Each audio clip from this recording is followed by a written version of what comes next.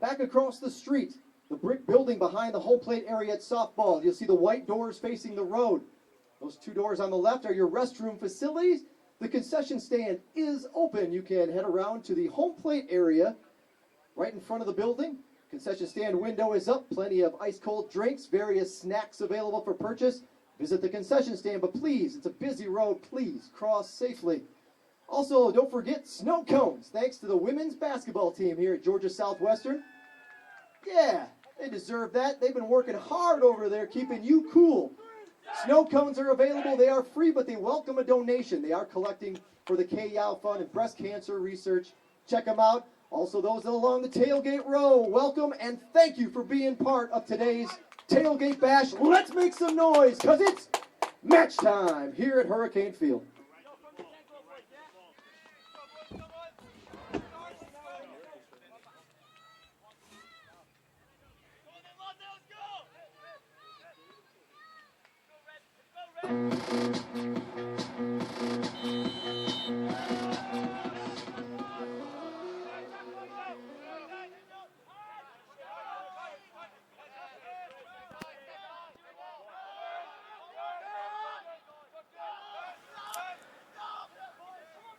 And a good afternoon, ladies and gentlemen.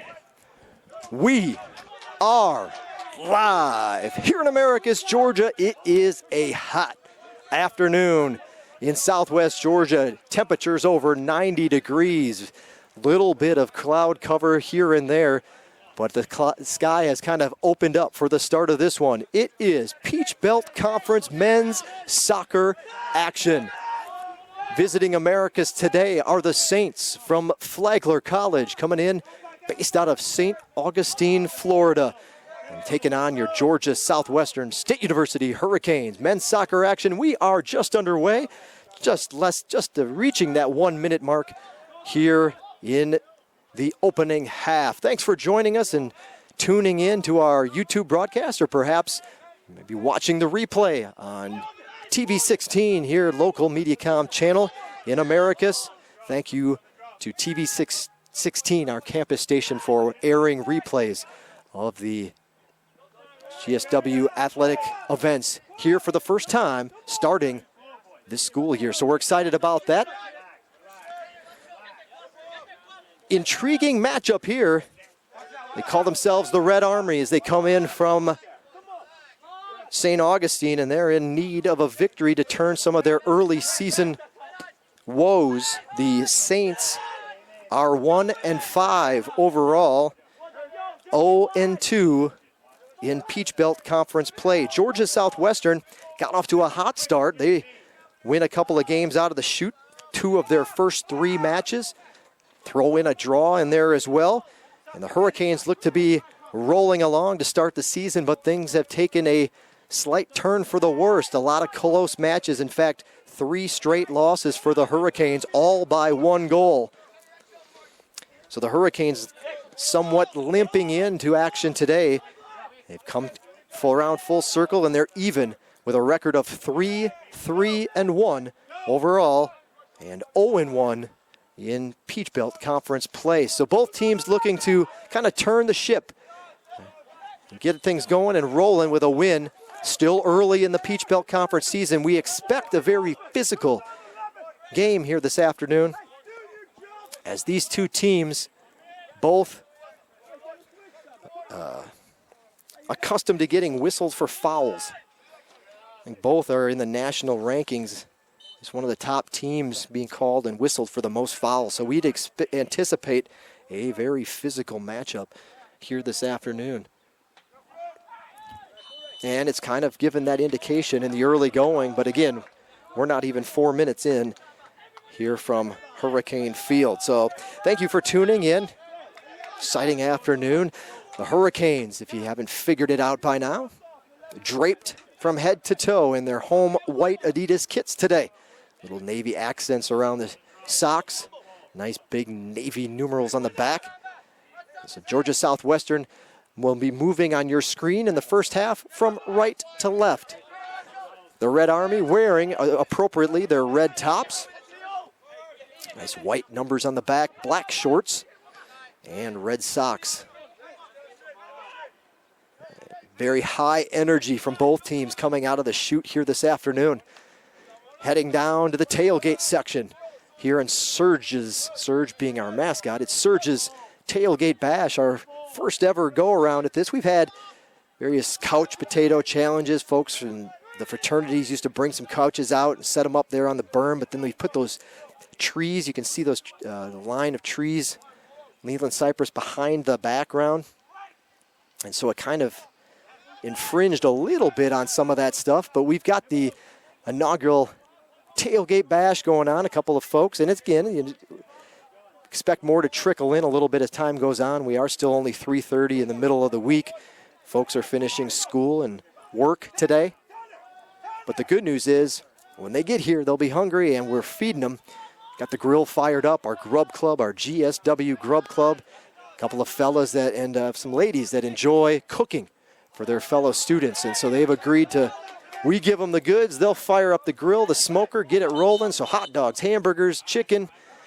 We'll be feeding those that had signed up online to be a part of our Tailgate Bash. So they're down there behind Joshua Swift, our Georgia Southwestern keeper here on the right side of the field. Player down for Flagler. Looks like a little slow to get up, but I think ultimately he's going to just trot down and be fine. Going to stay right in the match, and play will resume. Under 40 minutes. In fact, we're at 39 and a half to go in the first half. High energy, no score yet in this one.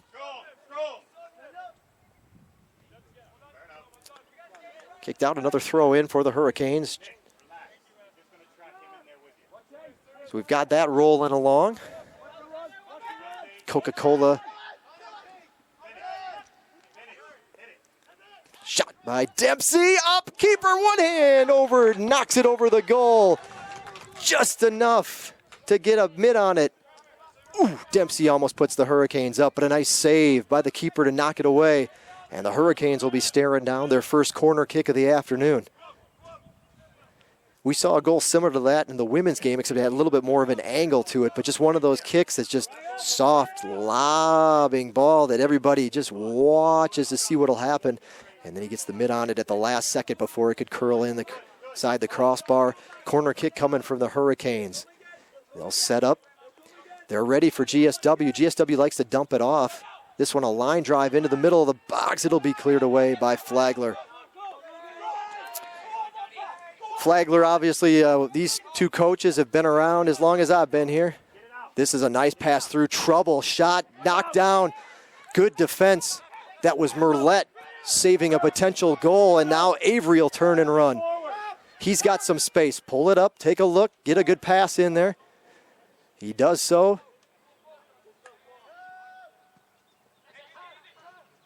And the cross, unfortunately, Polly has a couple of red jerseys around him. Boy, that was a good play by Merlette, because from this angle, he looked like he was ready to go. Swift, in fact, sliding down, anticipating, just having to, almost like a PK, just kind of anticipate a shot.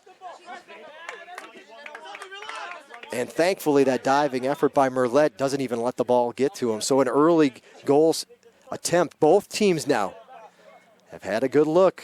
Nobody broke through yet. 37 minutes, 30 seconds, the time remaining just underway from Hurricane Field in the first half.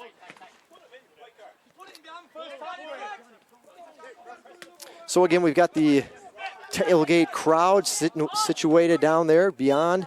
They just saw the action take place. And the play by Merlette and Swift. More folks funneling in as we get ready and the afternoon moves along. Snow cones in the far corner, across the field, over adjacent to the bleachers in that corner of the building, or facility. WBCA, Women's Basketball Coaches Association, they've got their day of service. And today, women's basketball is providing snow cones. And when it's 91 with virtually no breeze, it's been a hot spot. Those are free. Snow cones are down there. And they are welcoming donations, always collecting, getting an early start on their fundraising efforts for the WBCA and the K-Yow Fund. And so they'll be having a pink game during their season Usually it's a week in February, middle of February, early February, somewhere in there. They'll have a week dedicated to, you'll see most of the pink games across women's basketball as well as some men's, most men's teams that participate as well in having a pink day. And that's their big fundraiser, but they've got to, hopefully they'll get a few dollars together here today for breast cancer research and the continuing fight. Lots of energy and chatter coming off of both sides.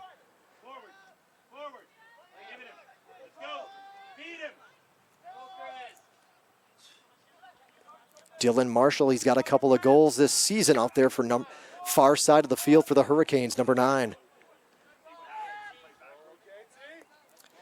Lots of long lead passes. Swift gets down, blocks it.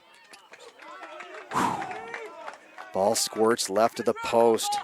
Chris, go forward. Dylan, go forward.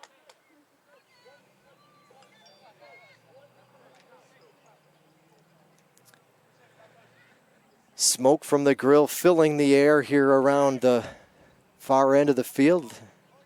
Looking forward to a good feast from the Grub Club. Chicken, burgers, dogs. Your typical stadium fare, right? Throwing a little grilled chicken, though. They do it right. Clock is going to be stopped now at 34:52. It'll be interesting to see if the men also take kind of that mid-half water break. I know the women did it.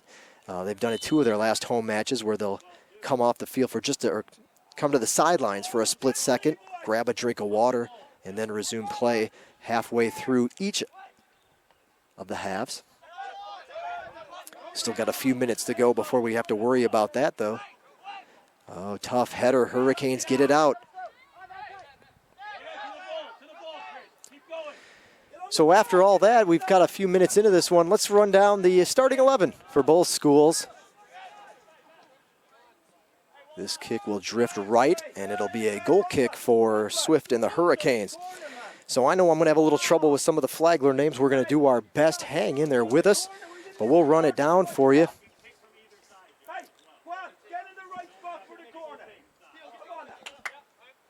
The starting goalkeeper for Flagler here this afternoon is Ewan Roberts, number 1 for Roberts this season. He's making his 3rd start. Mel Broughton, the other keeper, he's got a number of starts as well, 4 for the Saints so far. Roberts has logged just under 200 minutes so far this season. He's allowed 8 goals, a 3.62 goals allowed average. He's made 18 saves with a .692 save percentage.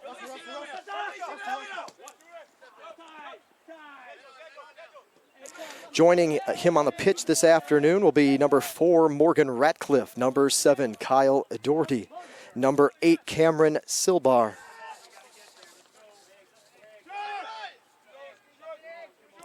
Number 10 is Juan Membrano. Number 12, Samba Giap. Number 14 is Rostin Endong Samba. Number 17 is Kristen Vinnick. Number 18, Kwam Salame. Number 21 is Graham Grassmeyer, and number 26, Tanner Hall, the head coach of the Saints, John Lynch.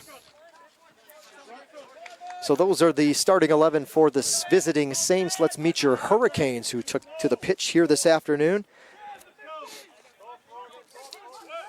Back between the pipes, making his 7th start of the season. He's missed 1 match due to an injury earlier in the year. It's number 1, Joshua Swift. Swift with 560 minutes, 6 goals allowed, a 0.96 goals allowed average.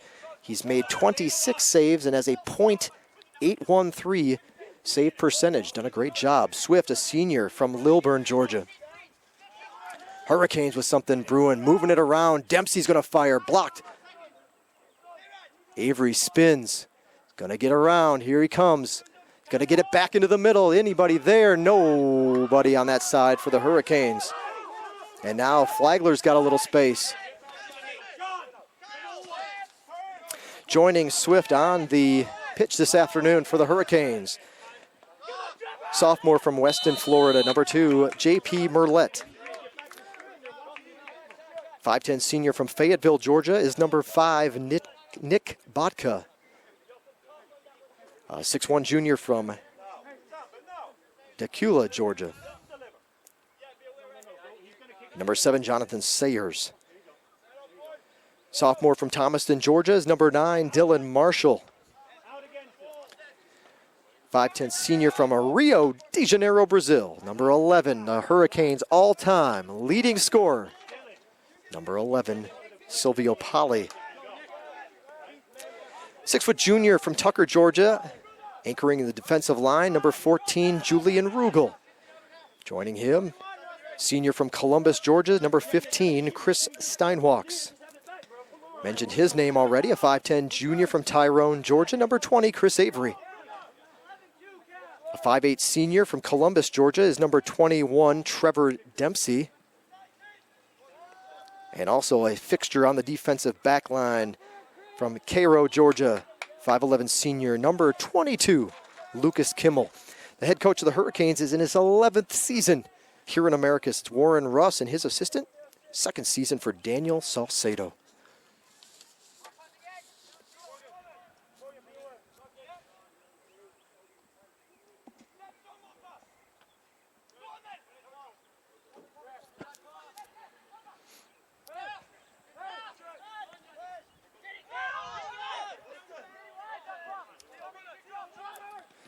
Throw a little bit of shade on the broadcast for you.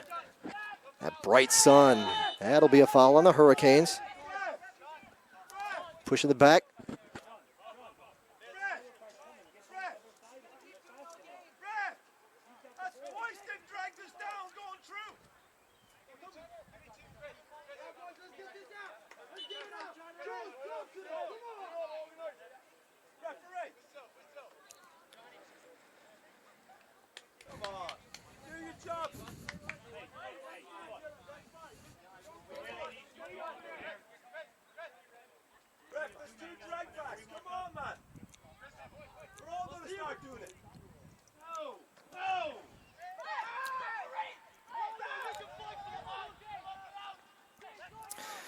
Very vocal out on the field. You can hear it even coming off the benches. Intensity high in this one, as both have probably circled this as a chance to break into the win column in Peach Belt Conference play. And with a limited match schedule, a reduced number of conference games,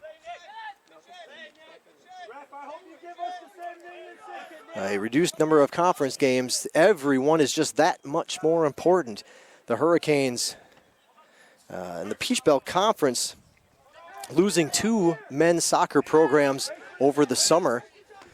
The University of Montevallo, which many of you may know, but for those of you not following along and what's been happening, as Steinwalk starts to move, Polly's going to try to do something, but it flicks in the air. And we're under 28 minutes to go until the halftime break.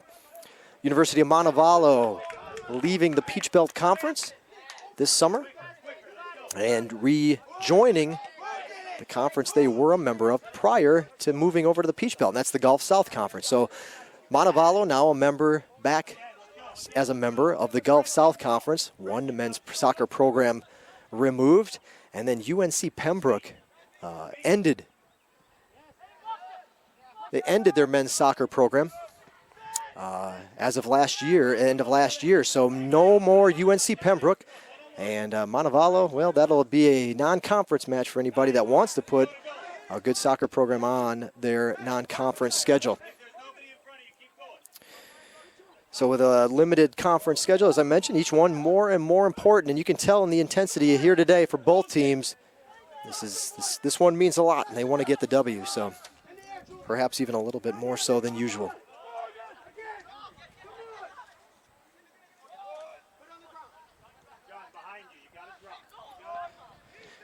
I can hear, I believe it's members of the women's soccer team off to my, or excuse me,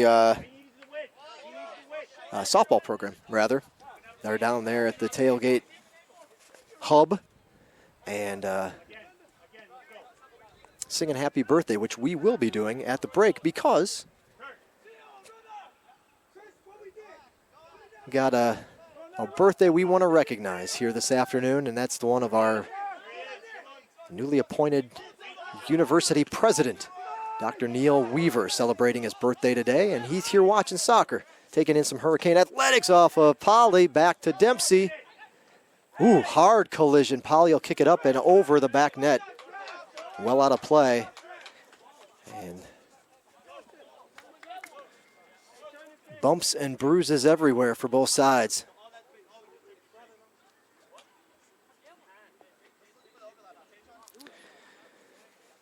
So you found us on our YouTube station as GSW Athletics. If you didn't find us directly by putting us in and you clicked off of the link, whether it was our website or the Flagler website or that of the Peach Belt Conference, that's how you can find us on YouTube for all of our broadcasts. Our channel is GSW Athletics.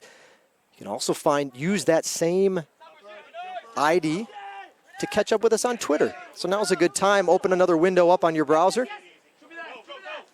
Hop into Twitter. And if you're not following us, quick throw in to Sayers, from Sayers to Polly, intercepted and back here towards the Canes Den, our media tower.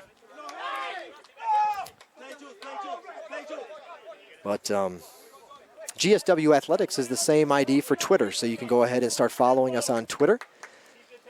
It's a little bit different, though, if you want to get in on, if you are a Facebook, Instagram, and or Snapchat user. It's going to be a little bit different. GSW Hurricanes. So GSW Hurricanes, all together, all one word. That's how you can start following us or liking us on those platforms. So again, that was Facebook, Instagram, Snapchat, GSW Hurricanes.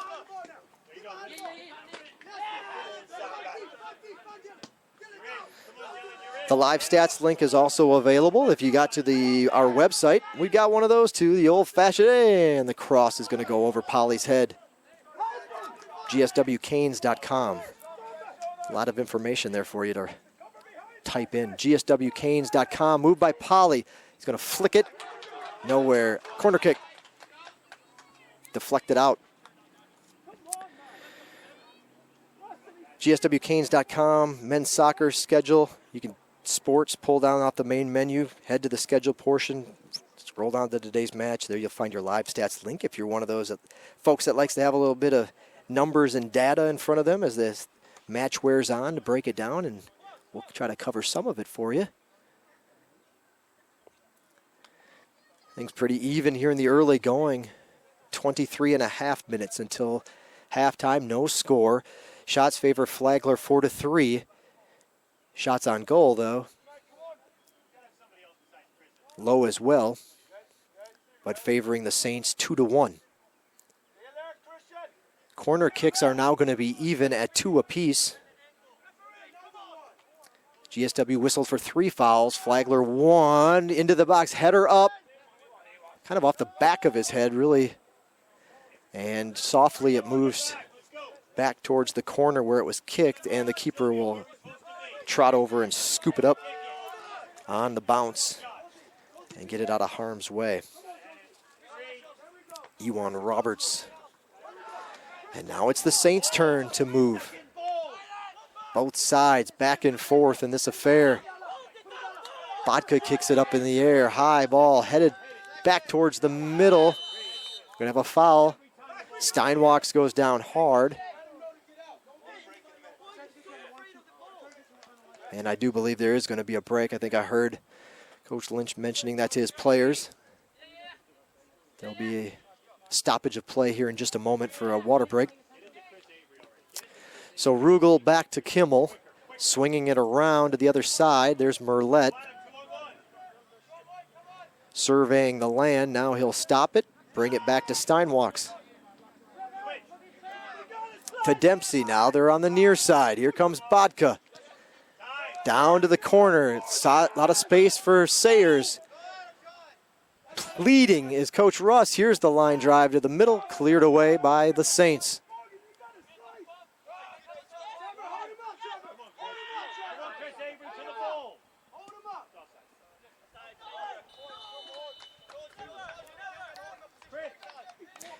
And it'll be an offsides on Flagler.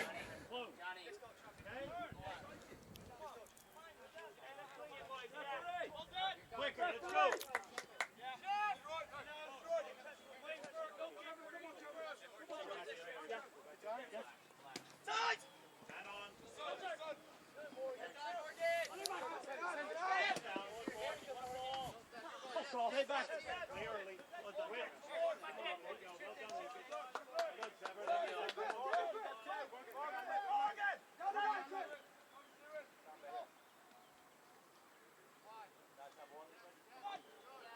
Go, JP. Go.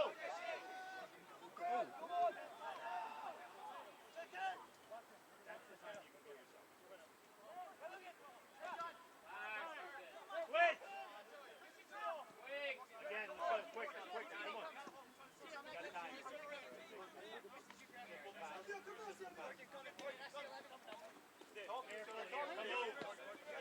And again, go the other way. Let's go forward, come on.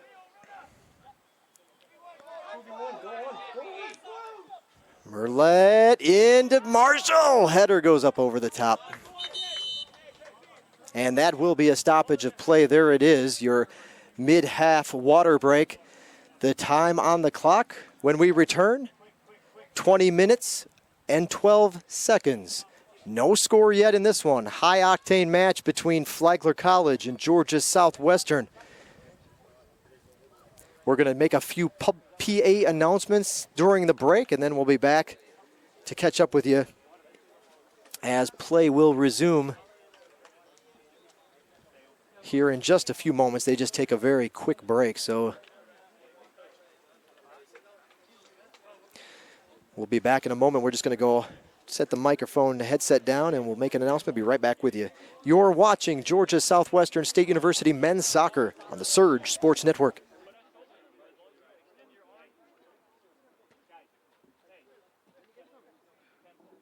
And ladies and gentlemen, don't forget the halftime break, the ever popular Two Dukes Barbecue Chipping Challenge. Nearest the pin is going to take home a nice prize pack from Two Dukes Barbecue. Greetings to all of our folks that are along tailgate row there in our tailgate bash. Office of Student Affairs, they've been hanging in there. We appreciate that. Members of the softball team representing. Appreciate y'all being here. Don't forget the blue tent benches on the benches side of the field down here in the corner. That's got all your eats. Just get that wristband. If you don't have one, you need that wristband. Be part of the tailgate row. You got yourself plenty of food and drinks from Coca-Cola, as well as, I understand, some treats. Perhaps you get yourself a cookie. We'll explain more at the halftime break. Snow cones in the corner on the bleacher side of the field. Don't forget to visit the women's basketball team up there serving up the snow cones. That sounds really good right now. Plus 90 degrees out here. Enjoy a snow cone, and we'll see you back with you in 20 minutes and 12 seconds.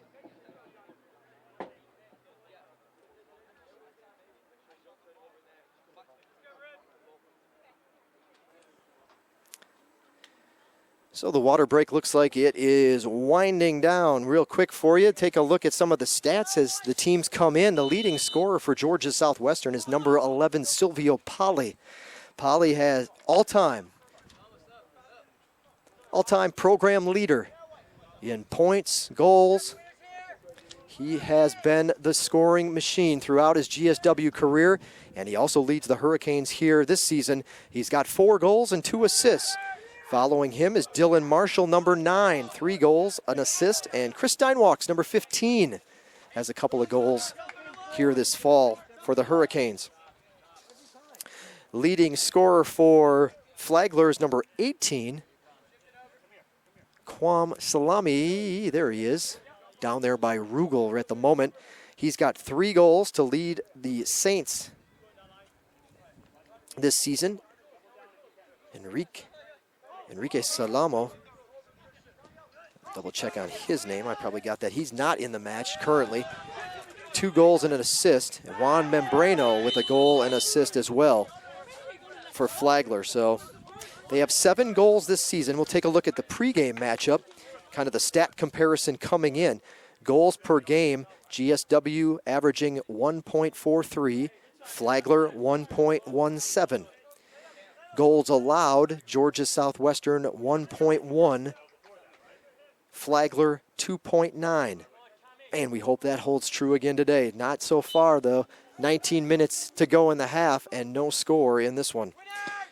Shots per game, GSW close to 12, Flagler at 8. Here's Salami. Got 2 men on him.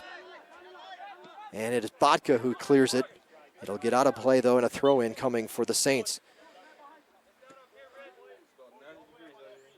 Shot percentage, though, is higher. Flagler a little more efficient, .146 shot percentage, GSW .12. Corner kicks very even. GSW has taken 35 coming into play today. Flagler 31. Saves, Swift and Matthew Sherry, who got 1 start as well. Sherry playing in the overtime game at Middle Georgia, played that whole match. So between the two, they've made 31 saves. The Flagler goalkeeping staff has saved 38. So stats very close to even. A substitute. First substitution of the match, and it'll be a Hurricane coming in. We'll announce it for those in attendance. Georgia Southwestern substitution checking into the match. Number 19, Devin Moak. Devin Moak, a freshman, he's made an impact early on. Would love to see him come back and put his stamp on some Peach Belt Conference action. Moak earning his playing time as a freshman from Norcross, Georgia. Been a welcome spark plug at times for the GSW offense. Looks like somebody's getting whistled on this one. It'll be Flagler.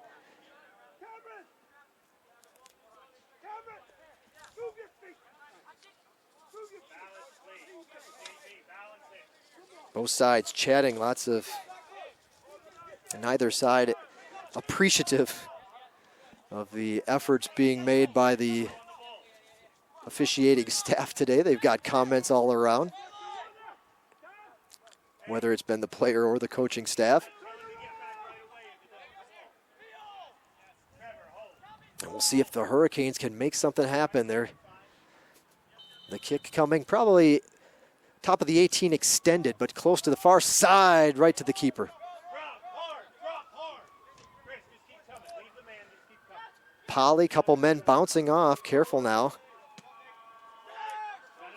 Couple of men kind of bumping into each other for no reason, as the ball was nowhere around, and they're kind of getting in each other's face. There's some intense play out there, trying to squirt through, get a ball through the defense, but it will roll to the keep, and Flagler will reset with 16 minutes remaining in the first half.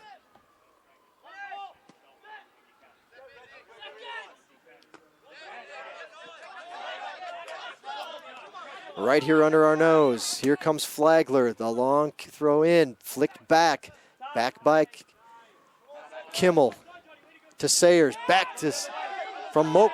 Quick touch, back to Sayers. Now he goes. He's got Avery on the far side. Will Avery get to it first? He gets there first, falls down in the box, gets up, into the middle and cleared away.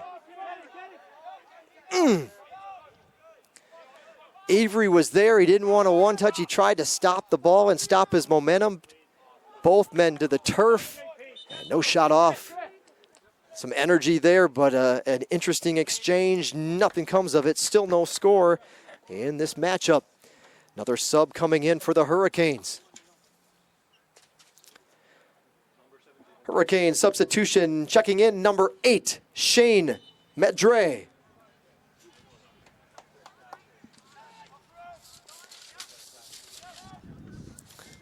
Those folks that have made it to the field have to be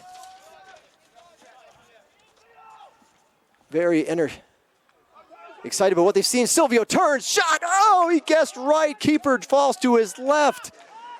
Makes the right choice. Excellent work on the defensive effort. The ball unable to get under his arm. And a stop by Ewan Roberts keeps this game scoreless. Polly tries to sneak that one in there.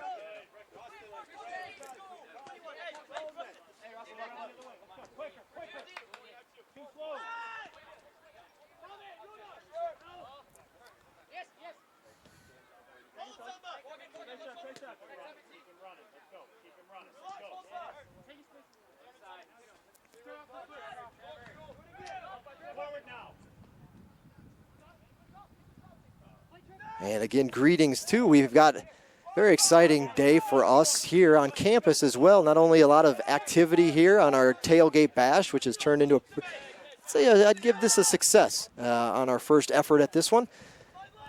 Again, you may want to mark your calendars, though, if you have a chance to come to Americus on October 14th. That's a Saturday. Non-conference game, I believe, against Reinhardt. That will be our wet and wild afternoon, and on a day like today, how welcomed would that be? We will have a couple of inflatable water slides out here. We've got a dunk tank. It's going to be a goal kick. Multiple substitutions, there we go, coming in for Flagler at this time. 11, 27, and 3. I'll try to get you the names, make sure we... Checking in for Flagler, number 3, Nemanja Damjanovic. Number 27 is Mason Solari. Did Caleb just checked in for us? Okay. Checking in for the Hurricanes, number 12, Caleb Zolman.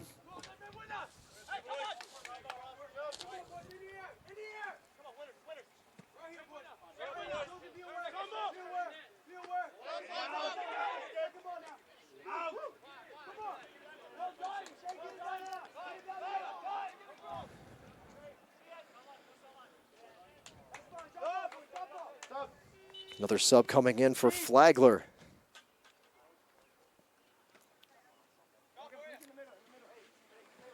Flagler substitution checking into the match is number 2, Rafael Molina. Molina in for Flagler. The goalkeeper for Flagler, that's got to be an encouraging, I don't know, you say development or an encouraging sign for their program. Iwan, who made a tremendous save already in the match, has seen a little bit of action from the Hurricanes offense. Only a freshman, so hopefully 4 solid years between the pipes still ahead for Roberts. Radcliffe, also a freshman, has seen some time here today. Vinnick, a freshman. So a couple of freshmen in the starting lineup for Flagler. Here comes Bodka. He's going to try to leave it. He stopped his pace. Madre will not get there now in time. It'll be kicked back, but Moak will get there first for GSW.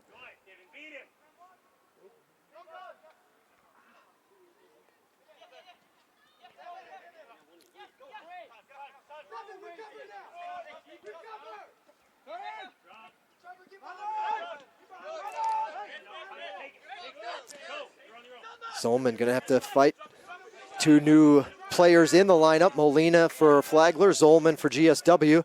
10.5 minutes to go until the break. No score yet in this one.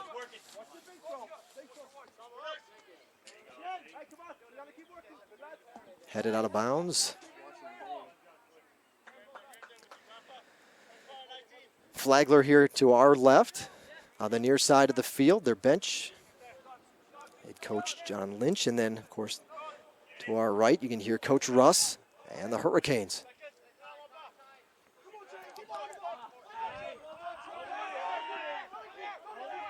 Kimmel will kick it back to Swift, who will then send it out wide to Merlette. Merlette to Madre. Madre's got a man on. He'll push it back now and regroup for the Hurricanes. Under 10 minutes to go in the first half of action. It's been exciting. No score yet, though.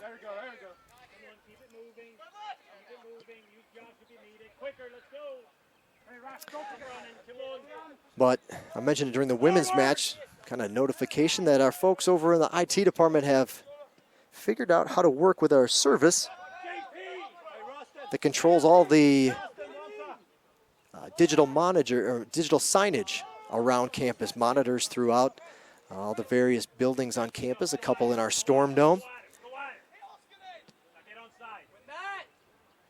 And very exciting to know that headed back to Swift. Glad the spot was on for Rugel.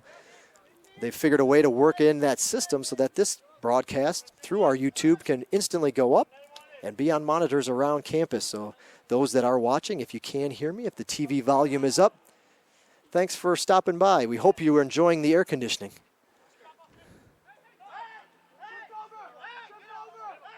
I know they said they were in the cafeteria watching the match earlier, the women's match.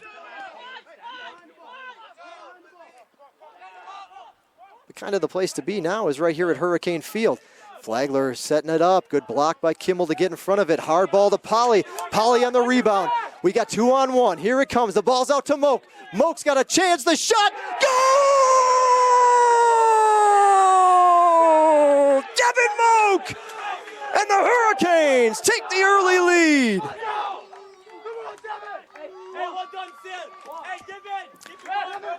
Hurricane goal! Scored by number 19, Devin Moak. The assist from Silvio Polly.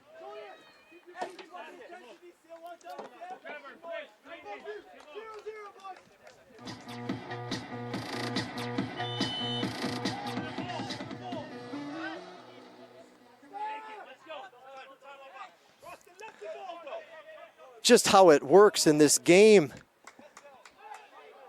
The ball's down on the Flagler side of the field. They're pushing. They have a hard shot. They've got a player lined up to launch one from just outside the 18. Looks like there's some gear on the field. He hits the ball so hard that it ricochets off of, that's almost a double assist. You could give Kimmel the assist on that one. That one, I'll stop the clock at 7:37. You could almost give Kimmel the assist off of that rebound. The ball kicked off of Kimmel so hard that it comes back to the almost near the midfield stripe. Polly is there. It leads to a breakaway and a great feed ahead to Moak, who finishes it off. And the Hurricanes have a lead in front of the home crowd. 1-0 the score, 7.5 minutes to go. Lots of soccer ahead though yet, as we're not even to the halftime break, but it's great for the Hurricanes to jump out to the early lead. But now Flagler will set up for their corner kick.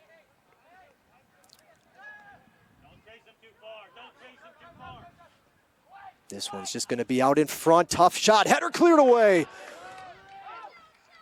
Get it out of there, and they do. Kimmel again. High lofting ball. This one will be knocked back into the Flagler offensive side. Polly tries to get a piece of it. Can't. There's nothing wrong with that. Down into the corner, and the Hurricanes will have a chance to regroup defensively.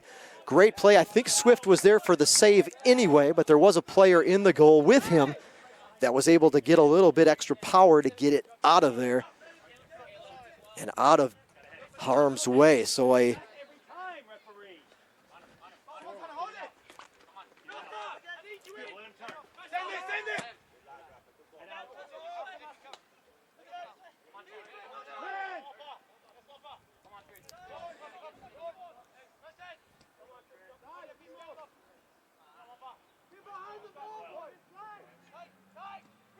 another good ball into the middle. Nobody there, a little bit high, thankfully.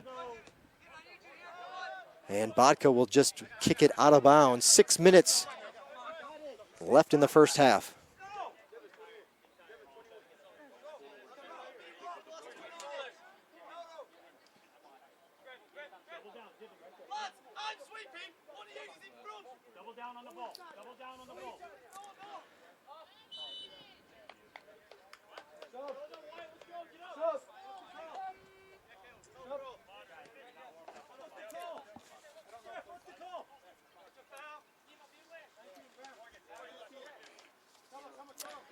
Hurricanes have a man on to sub in, but they'll have to wait 5 minutes, 20 seconds the time on the clock.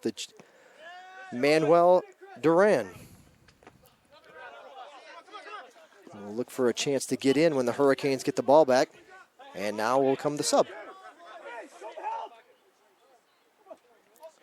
Hurricane substitution checking into the match for GSW, number 16, Manuel Duran.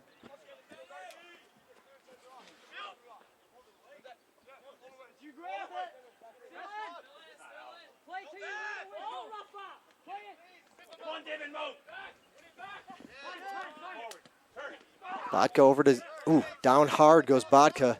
Zolman now will bring it back to Rugel. Hurricanes will swing it around with 4.5 to go.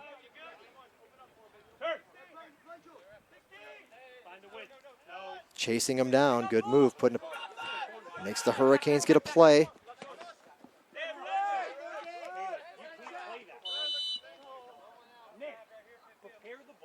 Throw in coming, a delayed call. Head referee didn't see it initially.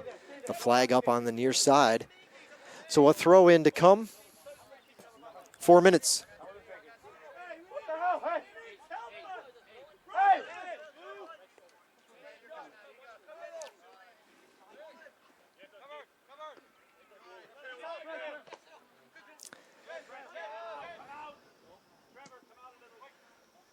Oof, that one almost got through.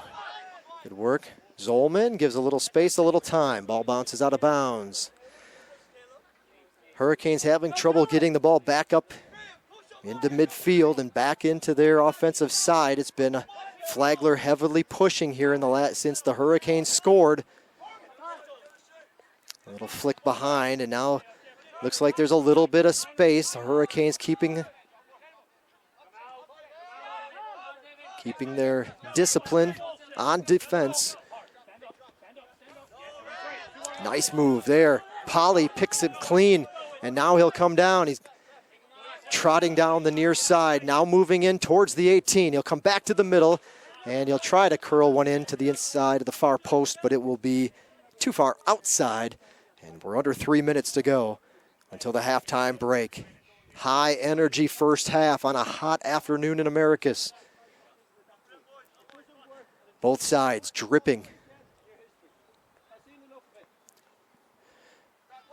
Dripping wet. The bright red uniforms for Flagler now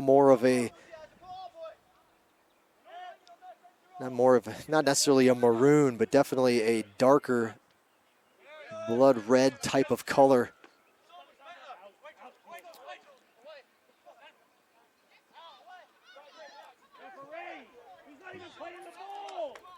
Battling and down to a corner kick. By the time this gets off, it will be right around 2 minutes to go as Flagler's trying to get their kicker down into the corner here, and he will trot down to this side. Taking the kick will be Nemanja Damjanovic, number 3.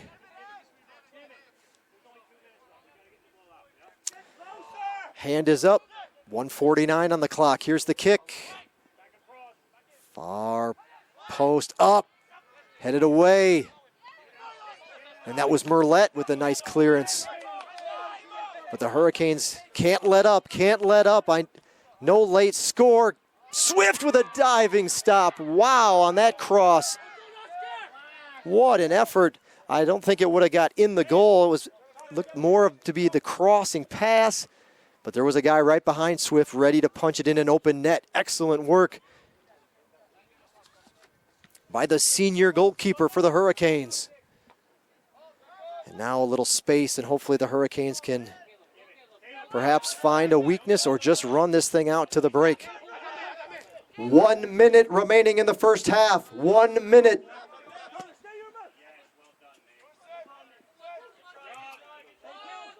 All right.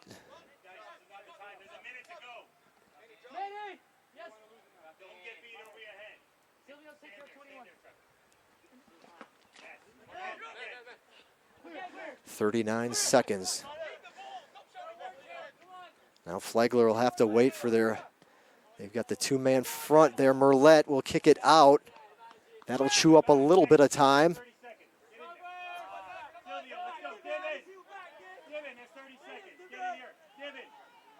Throw in for Flagler. 18 seconds to go. Looking for a man, trying to find some feet out there. We'll count it down for the crowd. 10 seconds. 9, 8, 7, 6, 5, 4, 3, 2, 1, 0. So that'll do it for the first half, folks. We are going to take it down to the field. For the folks in attendance, we'll leave the camera rolling. You can hang tight, mark it, 15 minutes, come on back. That's the halftime break, and we'll see you here for the final 45 of at least regulation. It's been exciting so far. GSW leads Flagler 1-0 at the half. You're watching Georgia Southwestern State University men's soccer on the Surge Sports Network.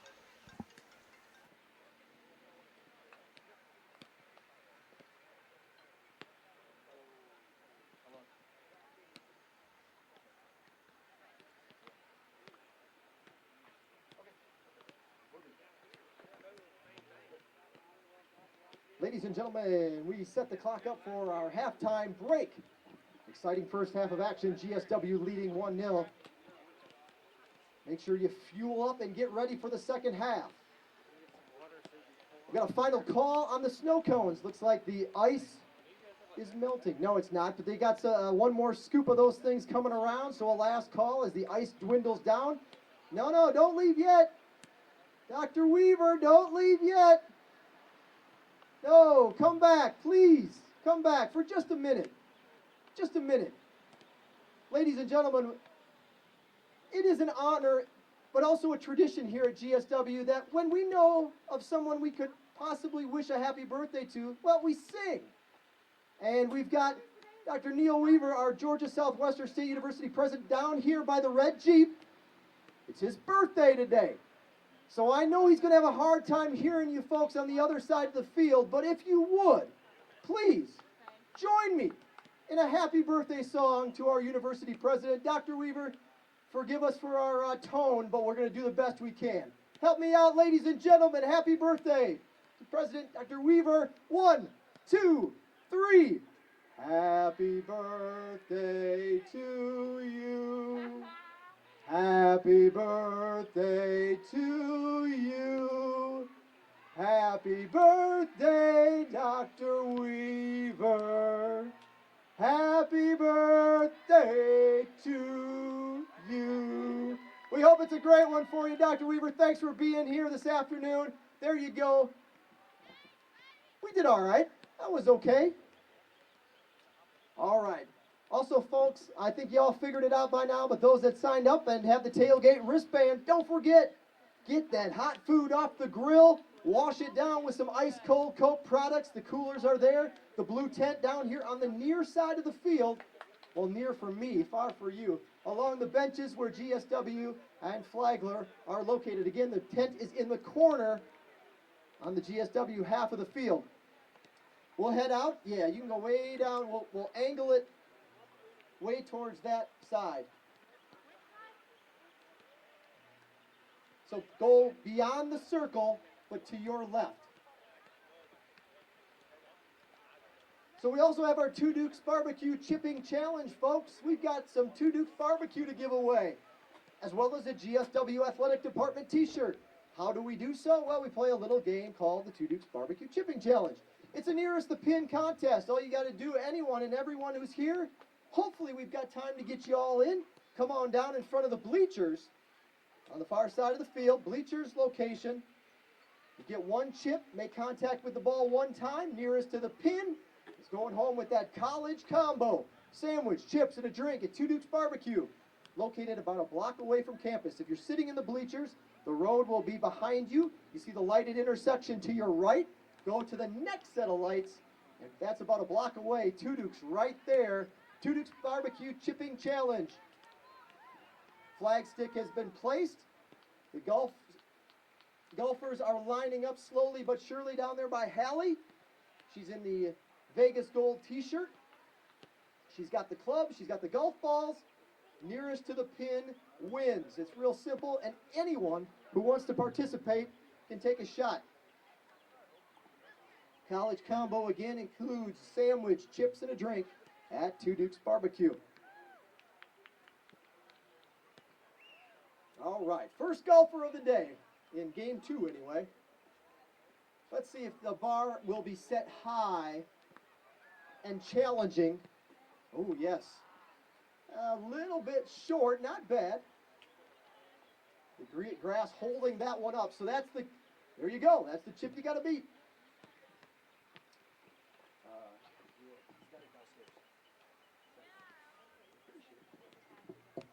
Don't you have the guy downstairs? I could have sworn you had one that said Hurricane Student. This isn't the right name. I'm sorry to send you on a wild goose chase, but it could be either here there or that blue tip, but I could have swore it was down on this table. Somebody purchased the Hurricane folder. I'm sorry. I don't have it up here. So our chippers are working hard to put one up there by the flag stick. A good chip leads it, but that might be beatable. We've seen some nestle right up next to the flag stick. All right, we pulled that one down the third base line.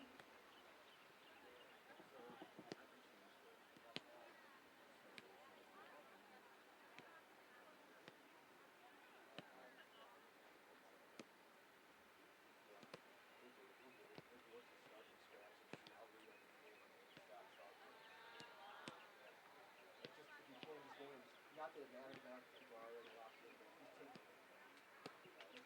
Let's go in and press the you can once you're in the middle frame, you can sit on it.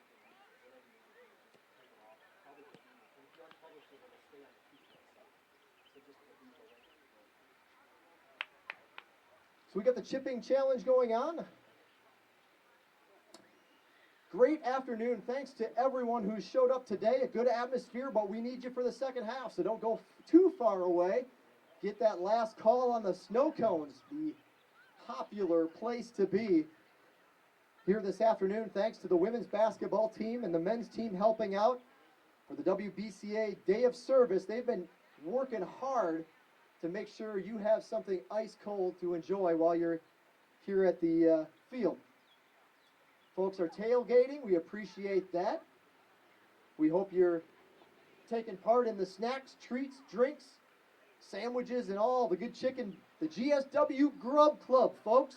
They're the ones that are working hard, and if anybody's sweating, in addition to the players, it's those folks behind that hot grill. So thank you to the Grub Club, GSW Grub Club. They are responsible for all of our big athletic tailgate cookout events. They're the ones that get it to taste good, because if we were cooking it, it wouldn't be very popular.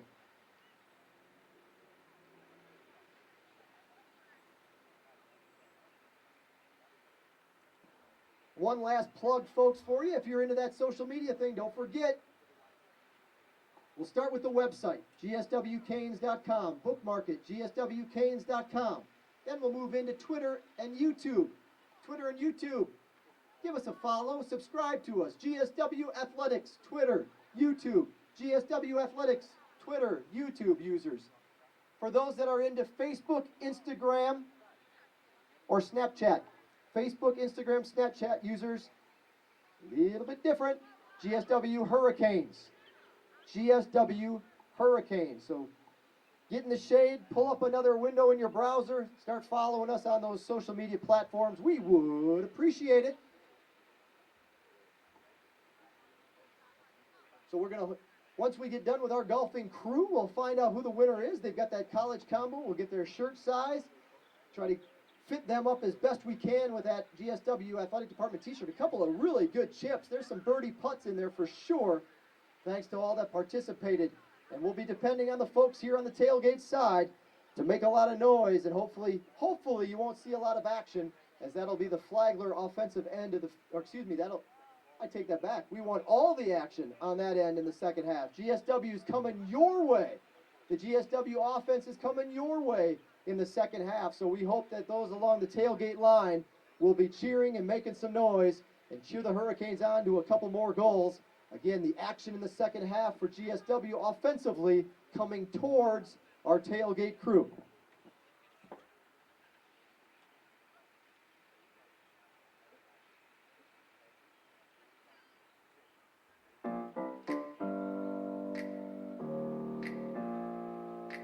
Open up the champagne, pop. It's my house, come on, turn it up. Hear a knock on the door and the night begins. Cause we've done this before, so you come on in. Make yourself at my home, tell me where you been. Pour yourself something cold, baby, cheers to this. Sometimes you gotta stay in, and you know where I live. Yeah, you know what we is. Sometimes you gotta stay in. Welcome to my house.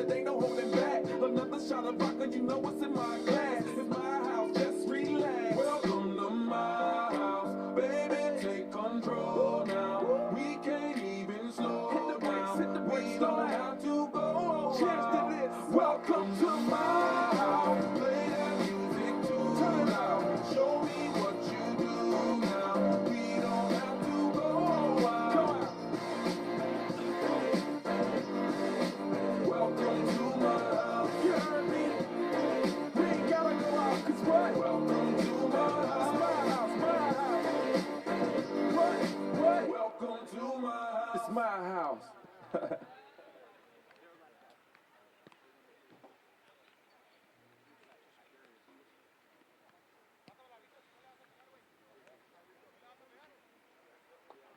Fans, again, don't forget to mark your calendars. Saturday, October 14th. Why is that important? Well, it's going to be a wet and hopefully wild day at Hurricane Field as we bring in the water slides that afternoon. Inflatable water slides right here for the men's and women's doubleheader that afternoon, Saturday, October 14th. Again, we'll have a couple of inflatable water slides, the dunk tank. We've got our Sumter County Parks and Recreation Department youth soccer showcase that day, so we'll have some youth players here entertaining us at the half, as well as joining and meeting some of the Hurricanes and Lady Hurricanes that day. So again, mark your calendars for a fun day. We'll cool you off that afternoon. It's the Wet and Wild Afternoon presented by Surge here at Hurricane Field on October 14th.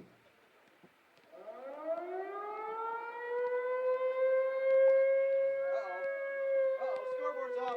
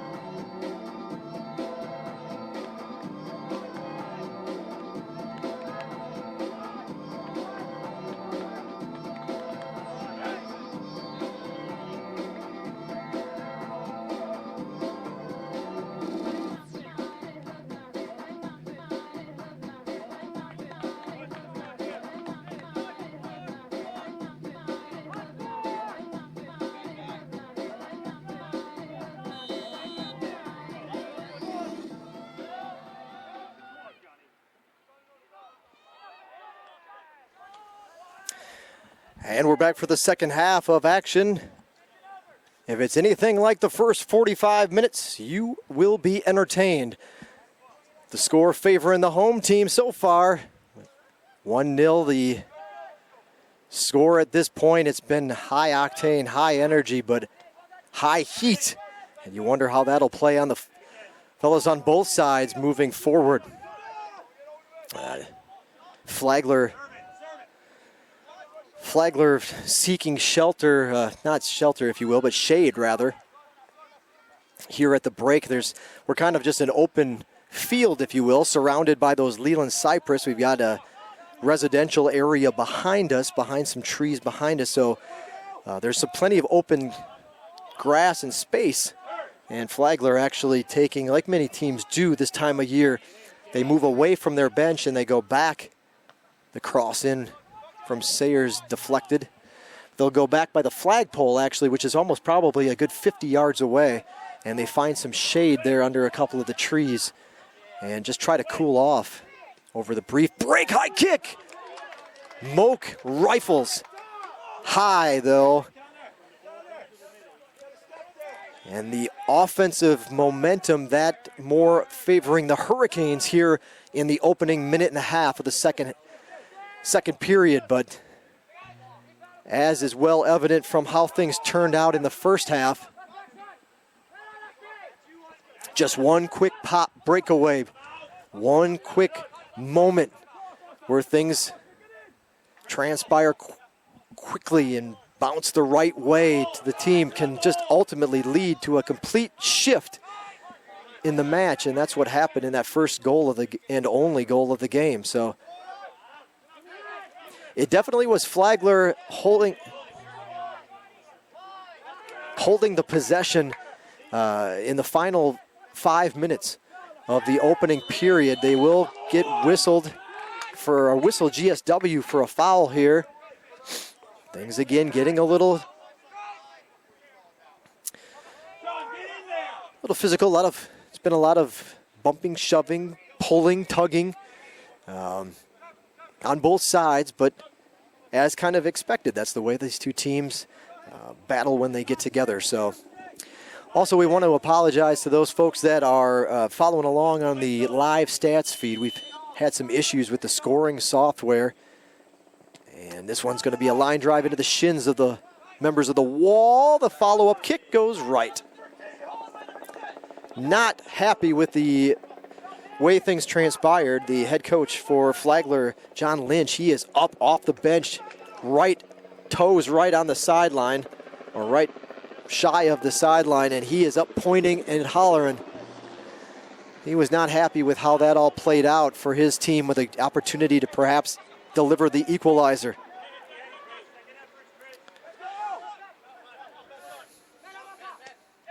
A little chopper flyby. Like to say we planned for that here, but as he swirls around, a little shy of our national anthem. We didn't quite have the same Southwest Georgia flyby here, chopper style.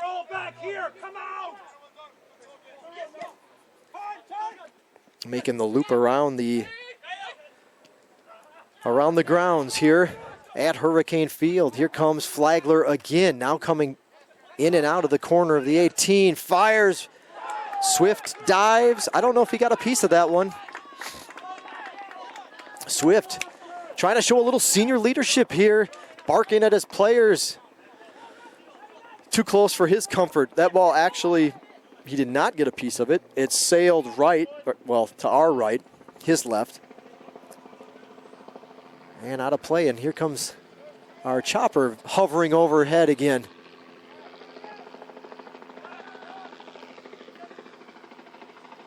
Hopefully everything all right over here.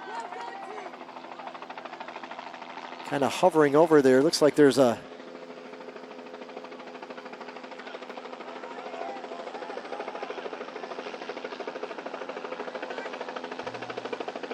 hopefully nothing serious. Looks like he's going to be landing actually behind the goal where Flagler is at the moment. I hadn't heard anybody talking about it, a car accident or anything. I hope there's no serious, this isn't a medical stop for anybody.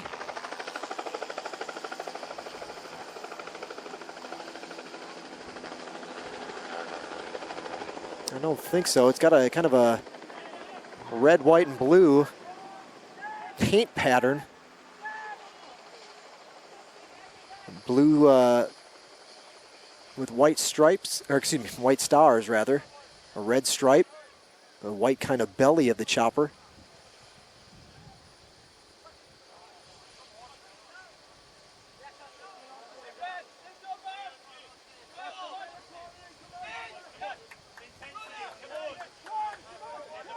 Obviously,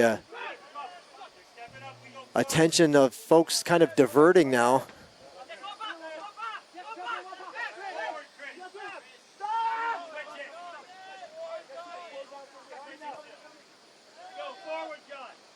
Folks diverting their attention along the tailgate row to see what's going on in the intramural. Well, the lower soccer fields, we call them here, they're kind of down a berm a little farther down to our right. There's two soccer fields or space for two soccer fields in that location. Good save by somebody in the corner to prevent that ball from going into our food table at the cookout. But there's a lower practice field for our soccer teams down below to, again, just beyond where the Flagler keeper is and behind the protective netting. You just head down a hill and you're right there at our practice fields here in Americus, and that's where the Choppers landed. Let's get back to the action. We'll hope everything will be okay in that instance, whatever has caused that visit. We hope everybody's all right. Here we go, back to the action, the corner kick. Unable to do anything really with it as the Hurricanes. They got it to the top of the 18, and then in the crowd, I think it was Devin Moak who tried to turn and put some momentum on a shot back to goal, but it had nothing on it, and keeper able to pick up a slow roller.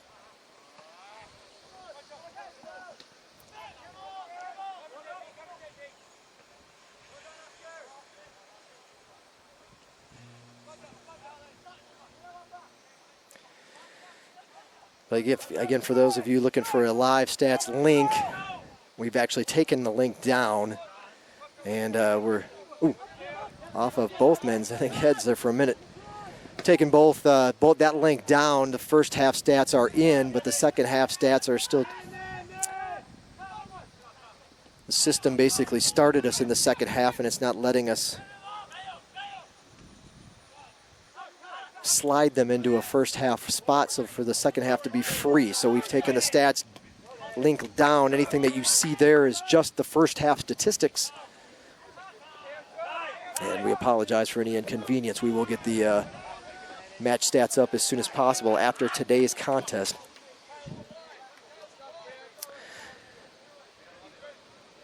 So as we take a look back to the scoreboard, the clock now reads 36 minutes and 20 seconds. We're in the second half here at Hurricane Field, and the home Hurricanes from Georgia Southwestern lead Flagler College 1-0. See if the Hurricanes can add. Here comes the throw from Merlette. A nice long throw in. Gets over Moak's head, though, unfortunately, so it's reached by a pair of members of the Red Army from Flagler College. Here comes the cross towards the back post. Nobody there, though, and I think they're going to whistle.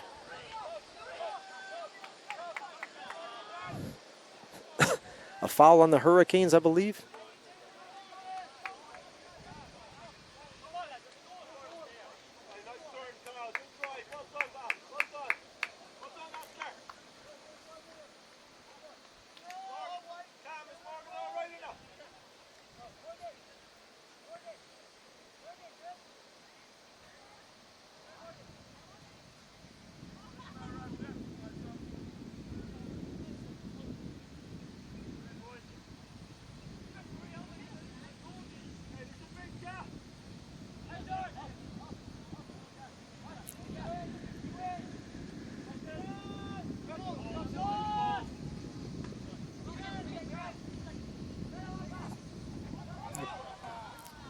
Flagler trying to break through here. Over to meet him is Avery.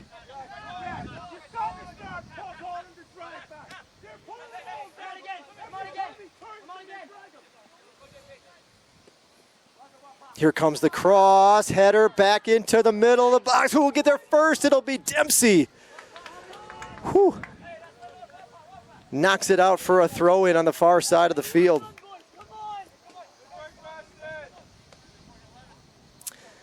I mentioned earlier in the broadcast, both teams looking for their first Peach Belt Conference win of this here early in the season. For the Hurricanes, this is their home opener in conference play.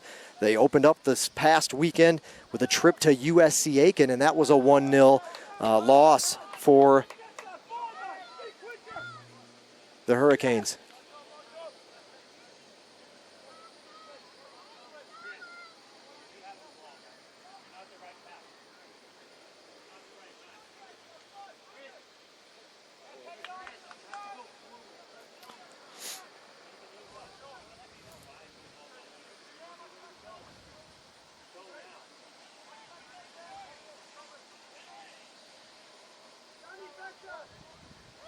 Nice move by Sayers. Here's the cross. Nobody there. Knocked away for at least on the Hurricane side of things. They'll bring it over here on the near side. It's Merlette. He's going to go send one towards the back post. The keeper will have time fading back and making the grab out of the air. Merlet's close. Those are just sailing a little bit too close to the keeper. He's got pretty good float and distance to those, or at least angle, but perhaps just a little too much, pushing it a little too close to the keeper. That's twice now. I feel like one of those could just, he's going to get it right. And hopefully there'll be a hurricane there to punch it in. Here comes Moak. Moak out to Polly. He's got to bring it back in, though. Now he comes in from the near side on the 18. Here comes the shot, right up the keeper's feet. Nobody's back there. Sliding effort. Now it's Avery over Moak's head.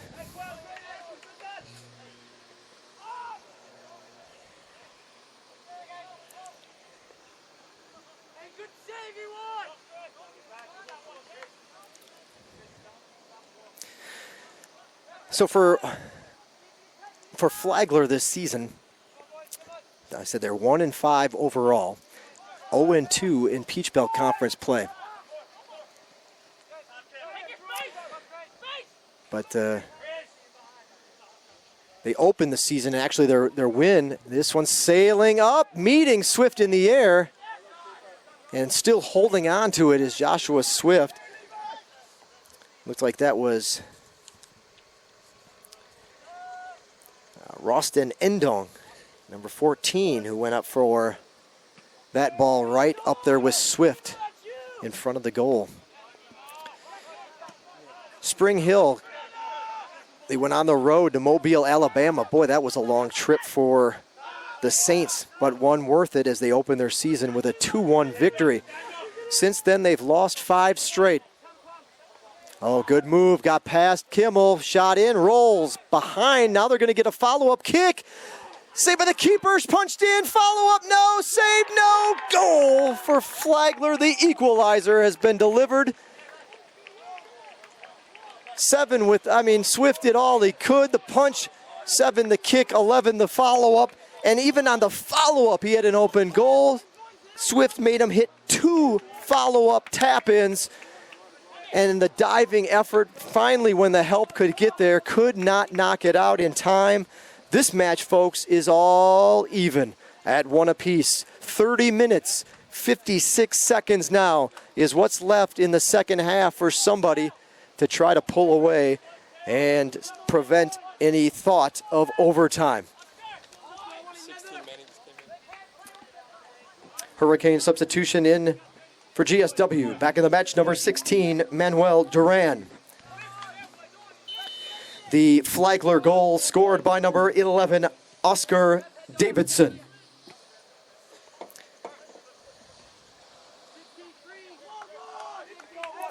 So for Davidson, how about that? His first goal of the season. He had 6 shots, 2 of which have been on goal coming into play today. And he was there in position for the follow-up. But again, Swift makes the initial save. I thought he was actually going to be able to pop up and perhaps get to it before Davidson could get there for the tap-in.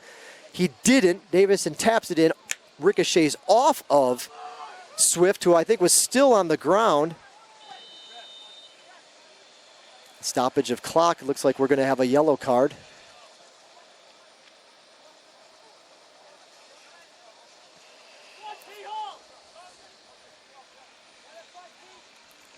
But that second effort, third effort for the Saints, second effort for Davidson was too much. Even a sliding defender for the Hurricanes tried to get it off his toe to curl it back in.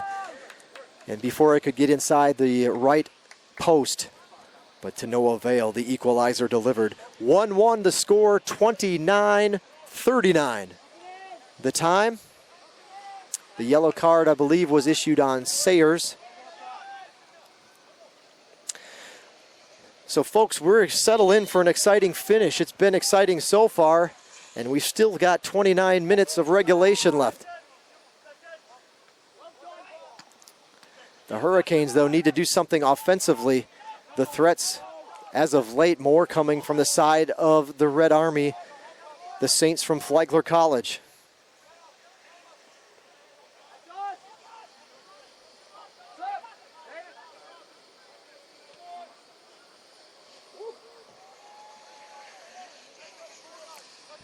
Squirting it through. Can Sayers get there first? He can. He's taken down. No foul.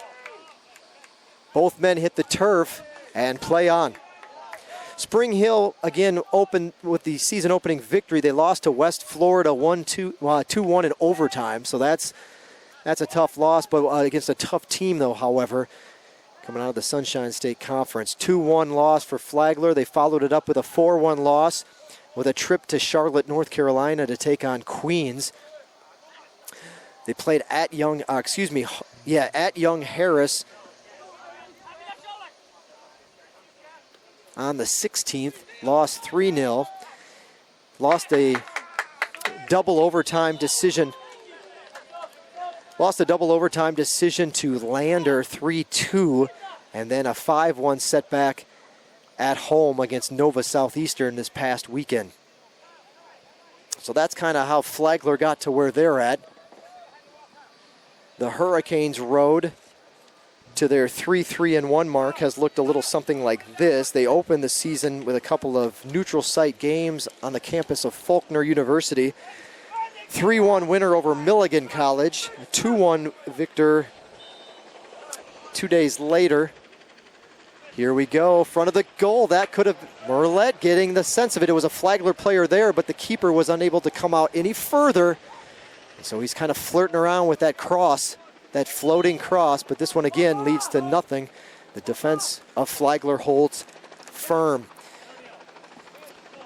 Checking back into the match for the Hurricanes, number 12, Caleb Zolman. And for Flagler, number 27, Mason Solari.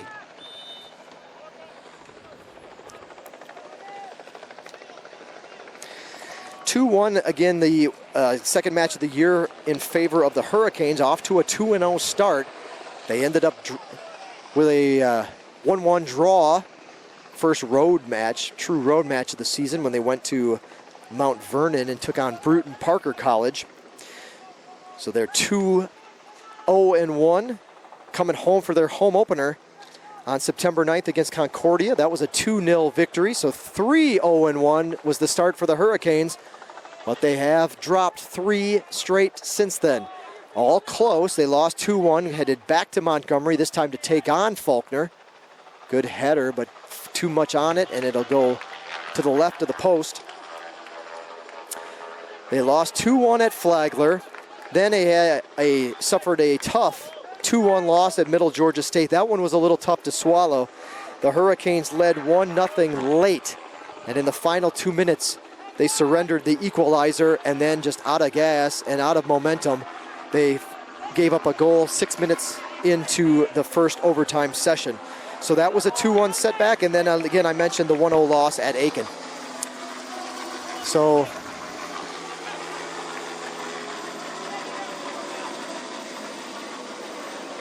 the medical chopper has in fact now left the site. Man, we hope. I don't believe I saw anybody going in the chopper. And we hope everything is okay. There's been a lot of lights, not a very deep back. It's a busy road behind us. You can see the bleachers on the far side of the field. A busy road, not a huge backup of traffic. So I'm not certain what happened, but somebody obviously in desperate need of medical attention, and we hope everything is okay.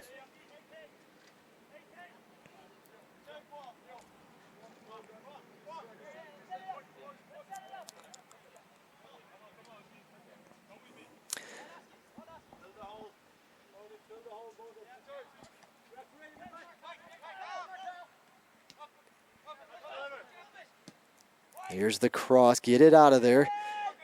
That was Rugel trying to save it, but they won't. It'll go over the goal line, and it'll be a corner kick for the Saints.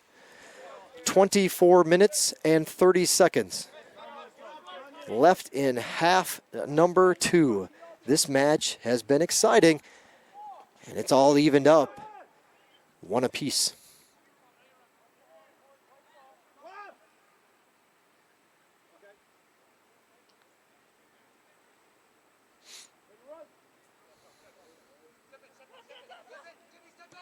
Line drive kick. Unable to flick it towards the goal. Instead, it comes out.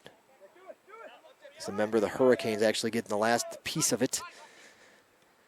The throw in and back. Little push off. The flick in. This could be trouble. Squirts through over his. Get there in time is Bodka. Get it up the.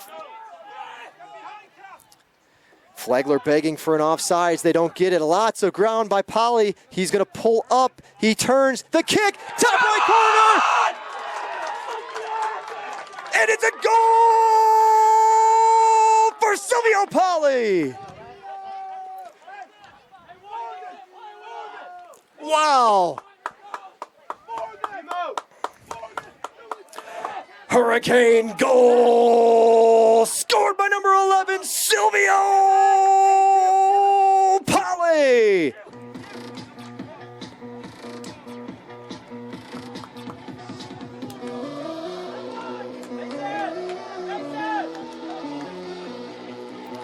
Polly's going to come off and get a breather.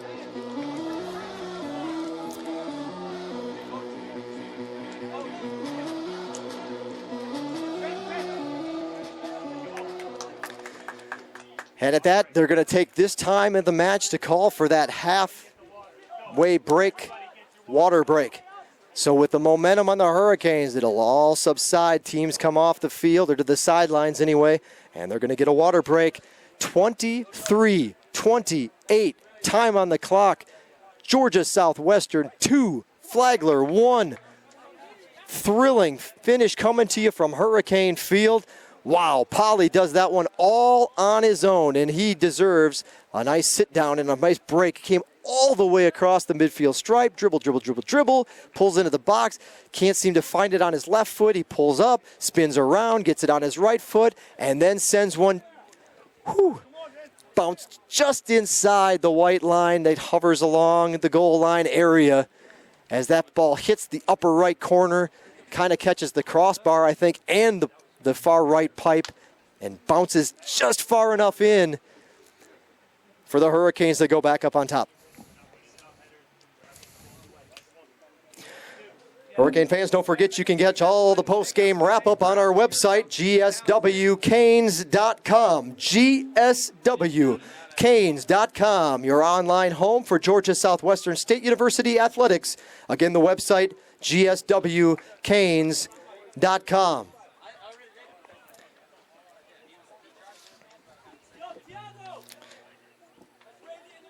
Next home match for the Hurricanes is next Wednesday. It's a rescheduled event against Point University, not on the original schedule. It won't be on your magnet schedules. It's a makeup from the storm that blew through and washed that one out. It's next Wednesday at 3:30, a non-conference against Point University.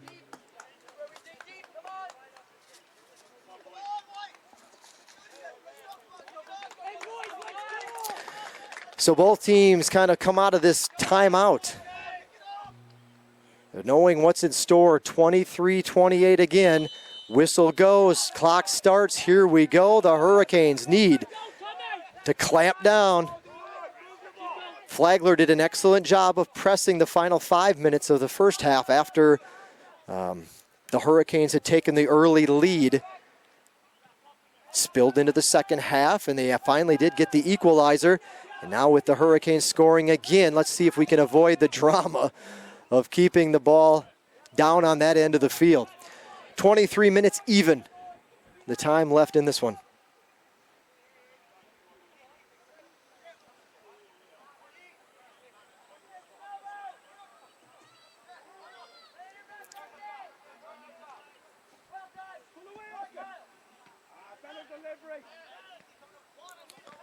Off the, weird bounce. I think that went off the referee.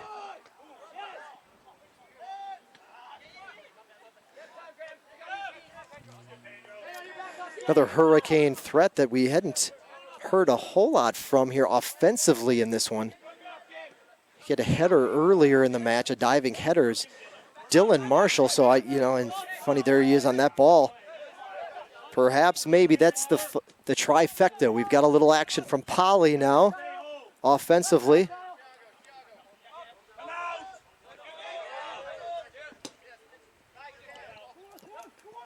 Polly setting up Devin Moak for the first goal of the match. Another offensive threat for, by the way, for Moak. take a look at our stat sheet.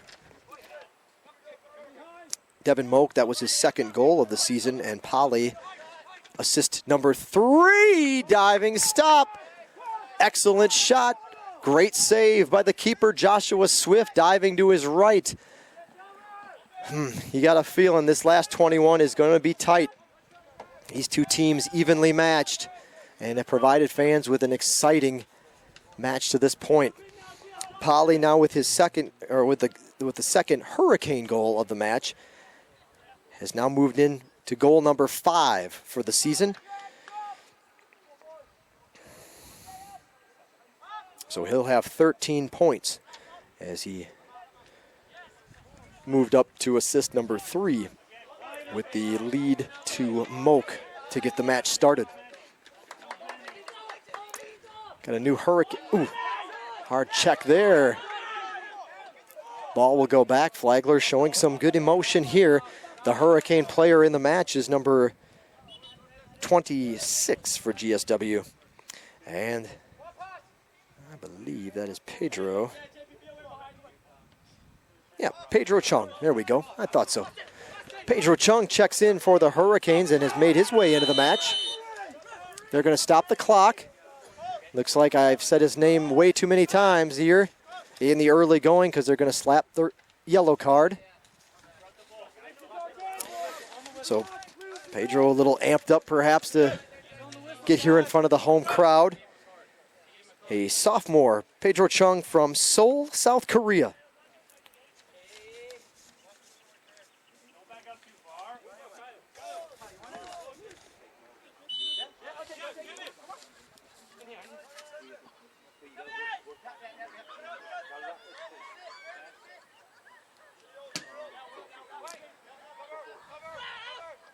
Oh, gets through.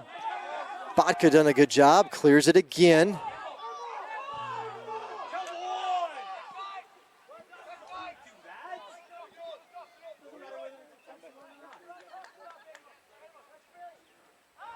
Hurricanes begging for a handball, didn't get it on that long kick off of Bodka's foot.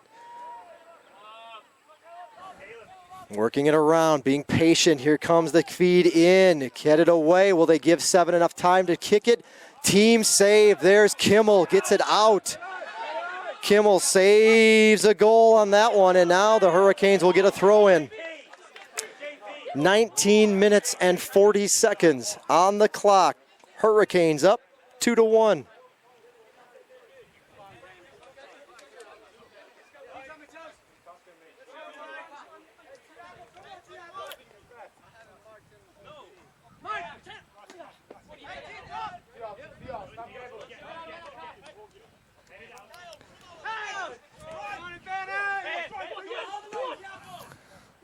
Good feed down to the corner. This could be trouble. Setting it up. He's got time to survey it. Here's the cross. The header. Unable to control it, and the header goes off to the right, out of play.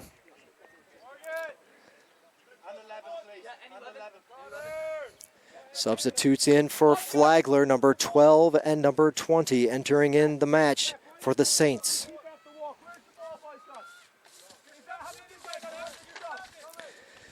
Flagler substitutions, number 12 back in the match, Samba Giup. And also checking in is number 20, Connor Williams.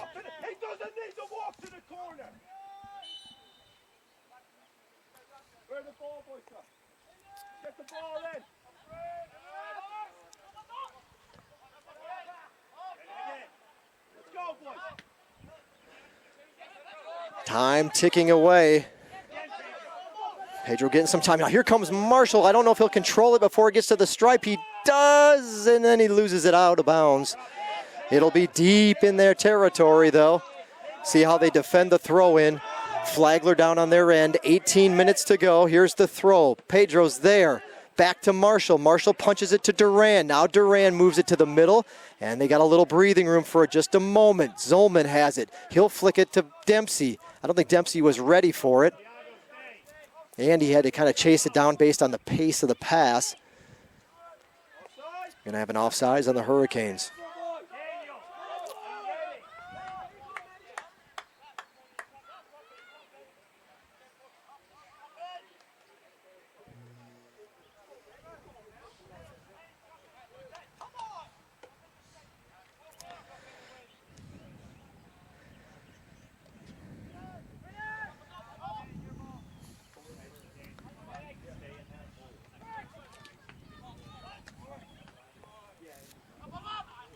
There's Marshall. He's got to get through a line of jerseys, so he's going to flick it out to himself. Can he beat the keeper to the ball? No. It was actually the defense that did a good job to kick it away before it could even get that far.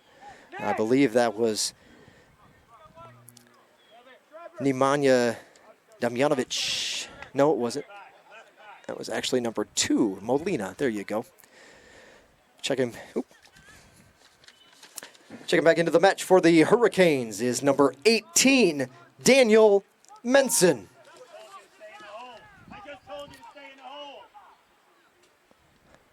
That's going to be a long cross to nobody, out of bounds. Beyond the back of the goal and out of play.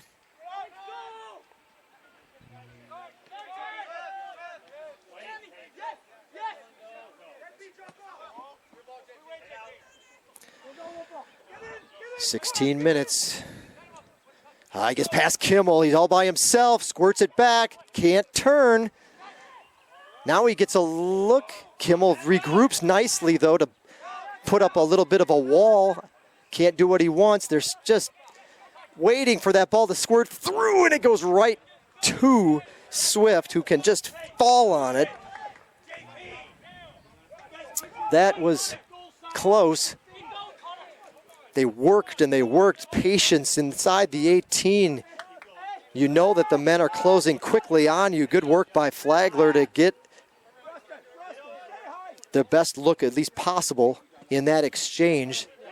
The turn, the kick stays low to the ground. Stays low to the ground. And again, right to Swift, who can just fall on it, thankfully, for Hurricane fans. Flagler looking to make a substitution at the next opportunity. 15 minutes remain in the match, or at least in the second half. We'll see where we go from there.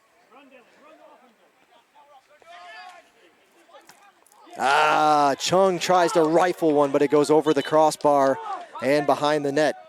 A couple of subs coming in for Flagler. Checking back into the match for Flagler, number 17, Christian Vinuk, and number 27, Mason Solari.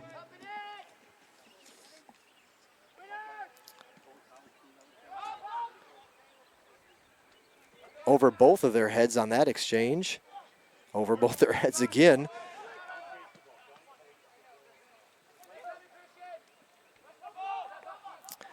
And here's the punch down. It'll be up to Merlette to head it back. He does. It'll get to Dempsey, who turns it towards the middle. Get it out of this end, boys. I know they're trying their best. Swift will kind of make them come out and pick it up to milk a few extra seconds off the clock. High punt over the midfield stripe. Chung fights for it, doesn't get a piece of it. Menson now will kick it back to Marshall, who tries to control it off the Flagler player and out of bounds. 13 and a half to go.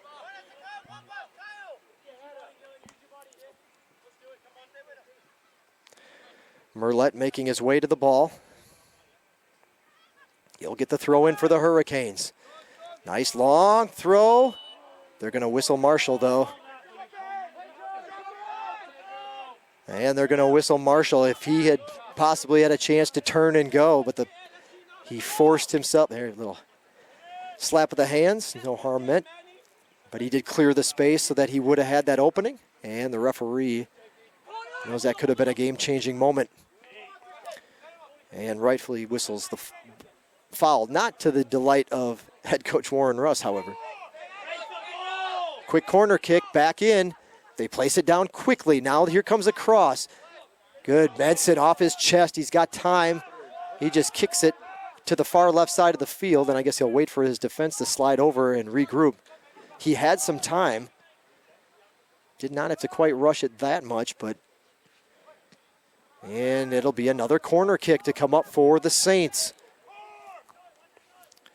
Flagler moving right along. Obviously pressing and hurrying as much as they can, trailing by a goal. 2-1, Flagler trails Georgia Southwestern. They're waiting, hand up, 12 minutes even.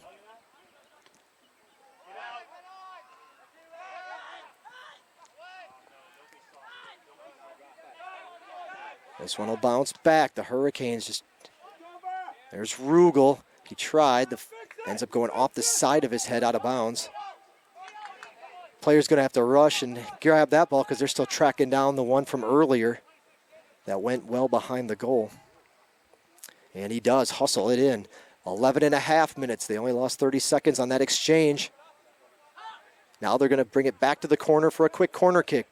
Moving, hopefully the Hurricanes see the hustle on the Flagler side. Ball quickly is gonna be placed down. Another corner kick for Flagler. Low bouncing ball through the hole. Get it out of there, punch it in. And there we're tied once again. It'll be 21. Credit for the goal for Flagler. 11:04 is the time remaining in the match.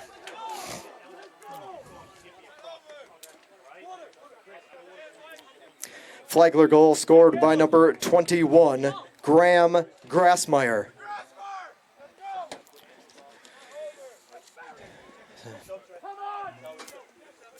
This match is all even, 2 apiece. And now, there's 11:04 left to go.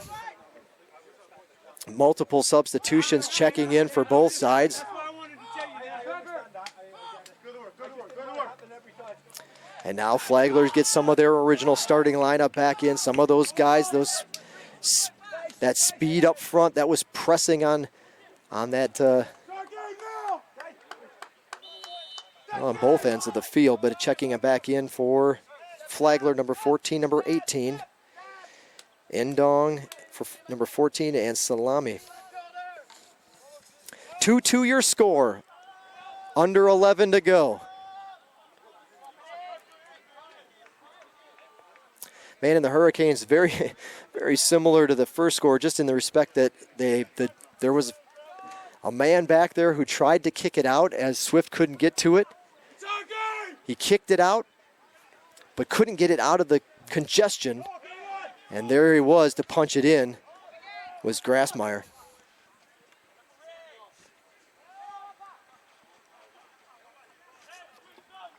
So for Grassmeyer, that'll be his first goal of the season. He came in having only taken 4 shots throughout the fall to this point. So for Flagler, they have found goals in not so common places. They've got 2 of their goals today or both of their goals today coming from our first time scorers for this year for the Saints, putting their name in the points column. And they will eventually get a foul. Bodka begging for one on the far side. Very animated and upset. The whistle does go in his favor. 9.5 minutes remaining in the second half. You're going to need to calm it all down a little bit.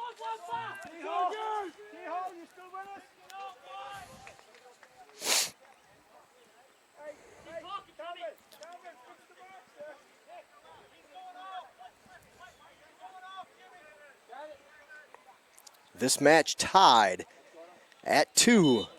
They're going to stop the clock at 9:01. And actually coming in off the goal, we didn't see it. It was Tiago Elias that has to come off the field for a moment. I think it's because of a chain that he had on.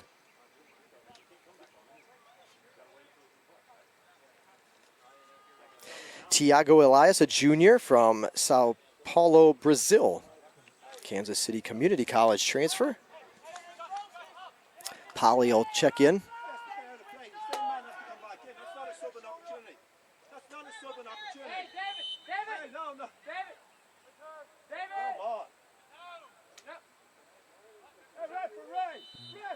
They'll stop the clock again.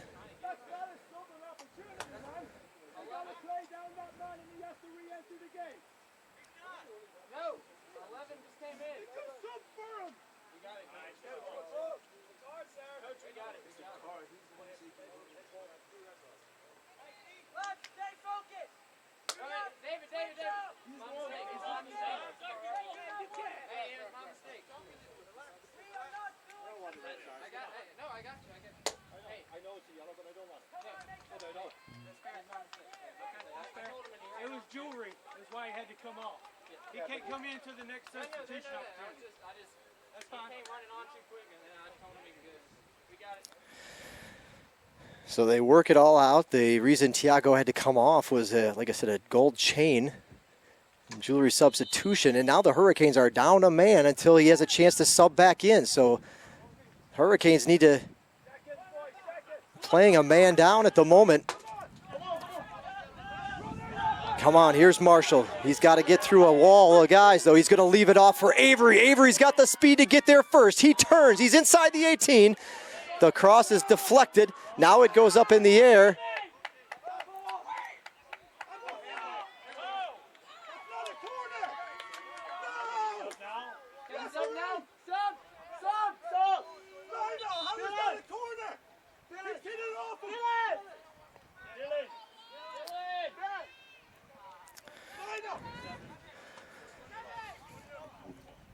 Hurricane substitutions checking back into the match. Number 11, Silvio Pali. Number 19, Devin Moak. Hard to see from this angle as perhaps when that ball popped up in the air, it may have crossed the end line. I don't think Coach Lynch perhaps didn't see it. He's adamant that that should not be a corner kick. I think feeling that if it was, if anything, a handball or a foul. But the Hurricanes get the corner. Can they get up? Too much height. Polly tries to head it back towards the goal. There's the shot, left and out of play.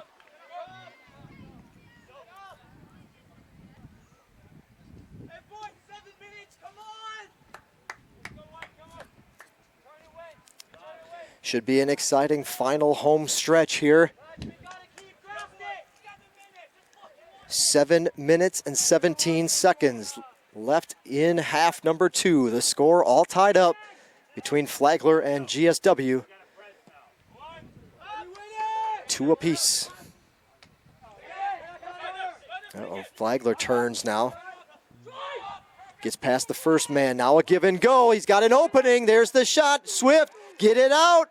Sliding, and just in front of the pipe to direct it out of bounds is Bodka.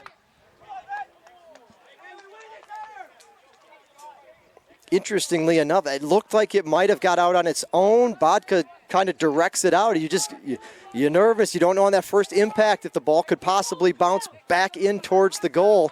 But Bodka shields it and prevents any opportunity for that to happen. But another corner kick for Flagler. Kick out to the side. Not what the Hurricanes had anticipated, looking to turn and run. But instead it'll be a throw-in on the near side for Flagler.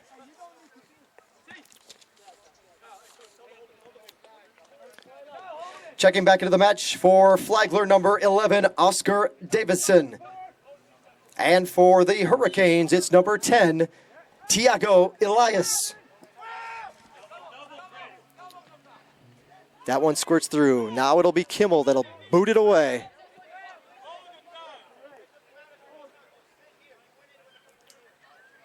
Making his way over. These two teams have fought hard for now coming on 85 minutes. Who's got enough in the tank to finish it off? Or will this match head into overtime? Moak spinning, Moak trying to get clear. Moak gets it out to Sayers. Now Sayers has to gallop down the field. Here he comes. He's looking left, right. He's going to go through the middle perhaps. Starting to run out of room. He gets it off to Polly. Polly switched, quick shot off the keeper. The follow-up sliding. Effort saved. Hurricanes back. Elias back to Sayers. Left foot, does he have something up? No, he's going to drop it off. And the Hurricanes whistled for an offsides.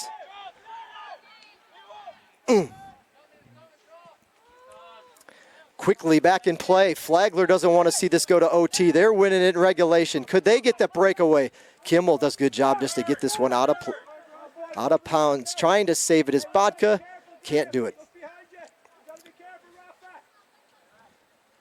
Both these teams got to be nearing E in the tank on such a hot day.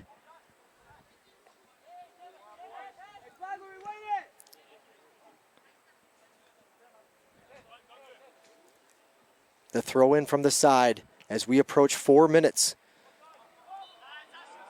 And an offsides on Flagler, so we get the return call to go our way on that one.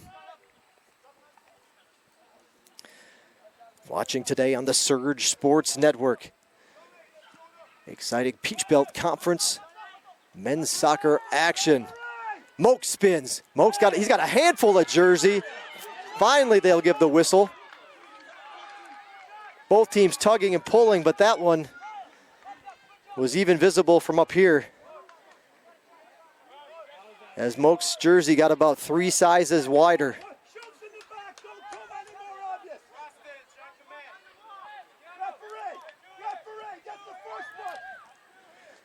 3:15 on the clock. Hurricanes have a little time. This could be the setup they need. Have they gone well off of this? It's in there. Polly, the header back.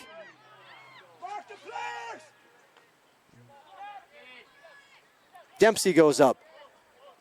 Elias tries to get around. Man goes down, bounces back up for Flagler. Now they'll go. It's going to be 1-on-4 till his trailer can get there.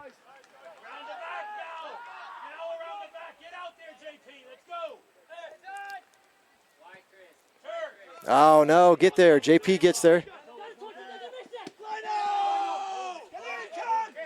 Can Polly turn? Now he faces the goal. Heads it down. Pass to Moak.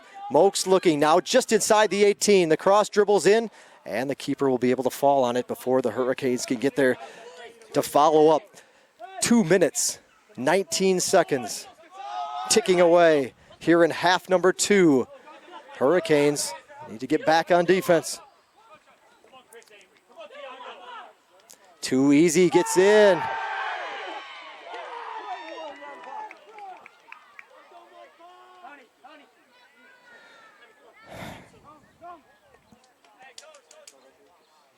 And Lucas Kimmel has just been issued a yellow card, and a penalty kick ensues for Flagler.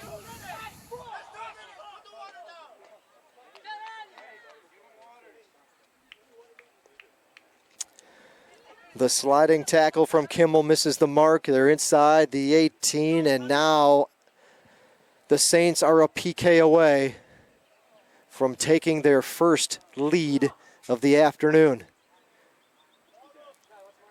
2:01, the time on the clock.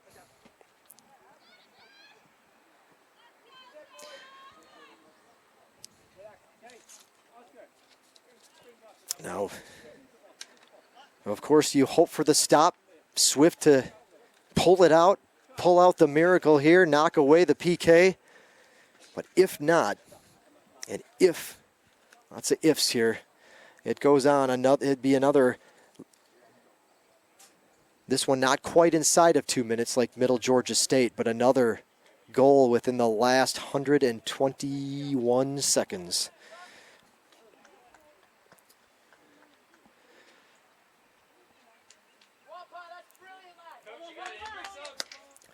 But Swift's got some time to get his head together, figure out his strategy. The Hurricanes, hopefully there to pounce on a deflection. It's up to the Saints now to decide who will take the PK. Injury substitution will be number 4, Morgan Ratcliffe. Checking into the match for Flagler, number 4, Morgan Ratcliffe.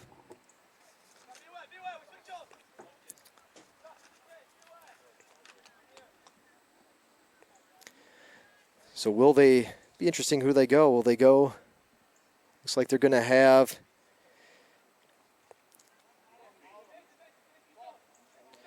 Roston Endong. A chance to put Flagler ahead here in the closing seconds. 2:01, the time on the clock. Indong, the approach, the kick. He goes top right. Swift guesses to his right. And the open net leads to a score. Flagler has taken its first lead of the afternoon. Well, GSW's got to hurry, got to work, and got to press. Dig deep, whatever's left in the tank. They've got 2 minutes.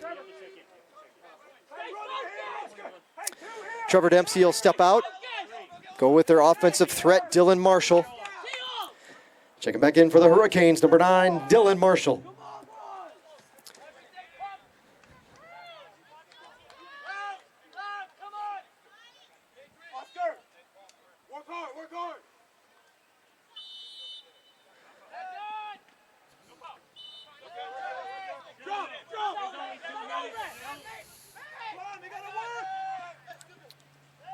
Polly to Elias. Over to the side to Avery. Avery back to the middle. Hurricanes hoping for something. I don't know, hands went up. I don't know if they knew exactly what they wanted for the call. They were hoping for something, maybe a follow-up penalty. Didn't happen. 1:33, the time on the clock. The Hurricanes, you think, have one more push. Here's the kick from Swift. Where is it going to bounce off the touch? The header comes back to Indong. Now he'll kick it up in the air. Hurricanes looking at 1:15 on the clock. Header off to the side. Avery's got a man on his back.